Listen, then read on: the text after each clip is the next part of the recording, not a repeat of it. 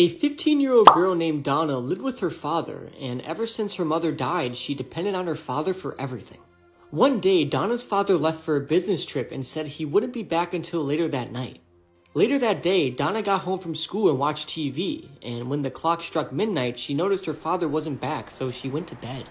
That night, Donna had a dream where she was standing on a busy highway.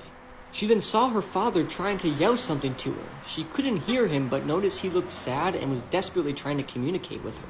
She could barely make out what he was saying, but it sounded like, "Don't open the door." Donna then woke up to someone ringing the doorbell. She then went to the door and looked through the peephole and saw her father's face outside. He was staring right at her and the doorbell was still ringing.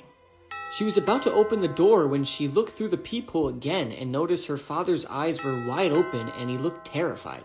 The doorbell then continued ringing as Donna begged her dad to answer her. She then yelled, "I'm not opening the door until you answer me." The doorbell kept ringing, but her father refused to answer her. Donna then sat in the corner next to the door crying and listening to the doorbell ringing.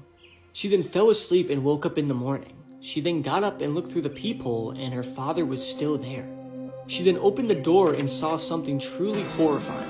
Her father's severed head was hanging from a nail above the door and there was a note attached to the doorbell that said, "Clever girl."